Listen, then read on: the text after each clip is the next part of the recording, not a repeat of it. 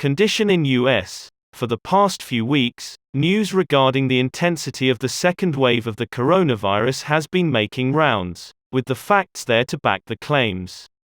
Since the advent of winter, the numbers have gone up, but now the peaks are somewhat similar to the ones that occurred in the very initial strike of COVID-19. And this seems to be the story everywhere around the globe. Just recently, the US recorded its highest daily peak for the greatest number of deaths as well as the most hospitalizations, with more than 3,100 people losing the fight to the virus and more than 100,000 getting put to hospital beds, shattering the previous high that was set all the way back in April. The CDC has predicted a massive death toll of over 180,000 for the coming 2 months given that strict precautions are not followed. Condition in LA.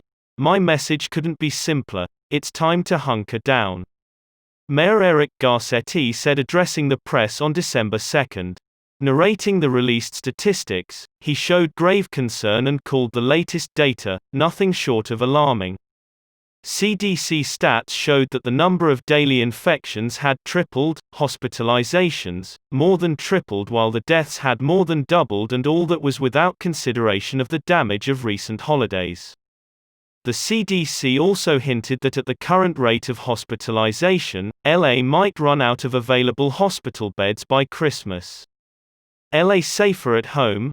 Garcetti announced the implementation of the Safer at Home orders, following up with the motto of Be Smart, Stay Apart. The order imposed, circulated by means of email and text messages, requires people to stay indoors during the surge of the pandemic as much as possible, with some exemptions offered to people belonging to specific classes. The mayor went on to announce the Serve Relief Fund, secure emergency relief for emergency employees, aimed at remedying the lockdown-stricken people out of jobs or nearing unemployment. In end November, the LA County had imposed a 3-week-long ban on restaurants, breweries, wineries and bars in order to curb the surge in the second wave, leaving the establishments with only takeout, drive-through and delivery services. A huge comfort was provided in an announcement of $288 billion proposal focusing on restaurants, hospitality and live entertainment, and a $180 billion proposal for the workers who had faced a reduction in wages.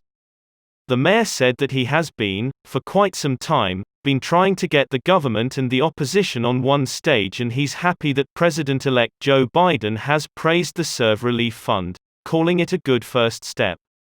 Mayor also made a jibe at the government, stating that no government official has experienced a cut in his pay, yet the common man suffers. But this wasn't the only business that was shook by the pandemic.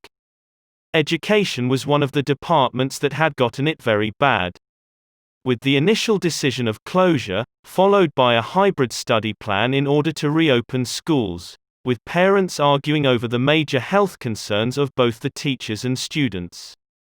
Finally, it was decided that schools may remain open if they adhere to reopening protocols, but schools with 3 positive COVID-19 cases or more over 14 days were to be closed for 2 weeks. A proposal for $82 billion allocation for schools has also been made. The mayor said that he has been, for quite some time, trying to get the government and the opposition on one stage, and he's happy that President-elect Joe Biden has praised the Serve Relief Fund, calling it a good first step. Mayor also made a jibe at the government, stating that no government official has experienced a cut in his pay, yet the common man suffers. The mayor went on to mourn the death of Angelenos that had fallen to the virus and announced that the figures were bound to go up since there is a surge upon surge effect, and that the people can only prevent it by following the COVID safety protocols in the coming holidays. He urged them to recognize their social duty in order to protect themselves and those around them, and prioritize the national interests over personal ones by canceling any inessential public activity. Public healthcare officials have deemed these months as few of the toughest months in the entire public healthcare history of the country and have advised people to strictly act upon the government's instructions. As they take care of those falling ill to the virus, the healthcare workers themselves are exposed to major threat of catching the virus as well, which is an alarming notion in light of Mayor Garcetti's statement that there are not enough healthcare workers to sustain the rise in COVID cases. One such case appeared in a hospital in Colorado where a doctor who got the virus had to be replaced by 5 other doctors, apparently because the doctor seemed to be looking after quite some extensive duties and was dealing with 900 patients single-handedly. In such a time of chaos, people are looking towards a vaccine as the last ray of hope and pushing the FDA and other authorities to make the coronavirus vaccine available to the public. Of course, the government has declared that the public healthcare workers will be given priority for putting their lives at stake to save the lives of millions of others. But despite all pressure, the Commissioner FDA Stephen Hahn has declared that the vaccine will be provided without any rush, after all the necessary tests having been conducted. Exemptions. The Safer at Home order has been lauded as a positive step by the public, but there's more to it.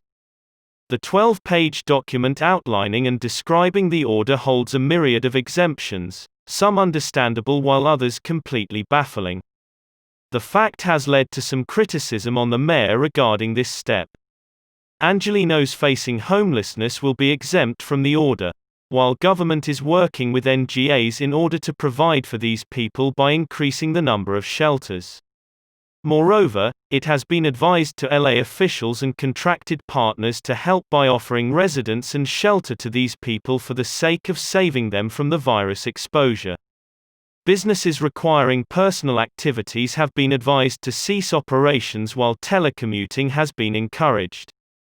While in-house gatherings have also been limited to any number of members of a single family. Strict advisory details have been mentioned with regards to the self-precautionary measures such as face masks and hand sanitizers, and the rules of social distancing to be observed all the while in the outdoors. Traveling has been allowed subject to the submission of one traveling from, non-compliance of which will result in a $500 fine. All healthcare operations have been permitted to operate. Grocery stores and all businesses offering consumable items have been allowed to function but after obtaining a permit. Agriculture and farming, organizations working for social work of any kind have been given the green signal.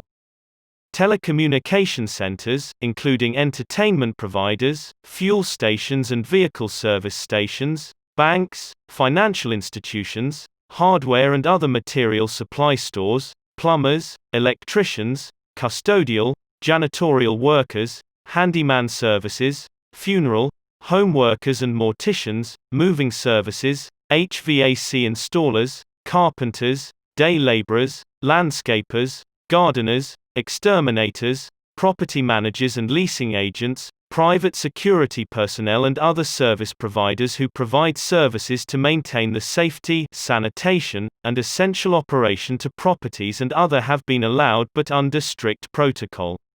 Opinion. Further directions also exist regarding educational institutions, and other kinds of businesses both small and large scale, not mentioned above, each possessing its own precautions and details. But the question arises that if every business is being allowed to operate under precautions, how is this order any different from the previous one? The sheer amount of exemptions this order contains is not likely to limit anyone in their homes. Currently, the situation in Los Angeles is pretty critical. Following this order, the future of the state lies completely upon the civil duty and moral compass of the residents. Thank you guys so much for watching this video.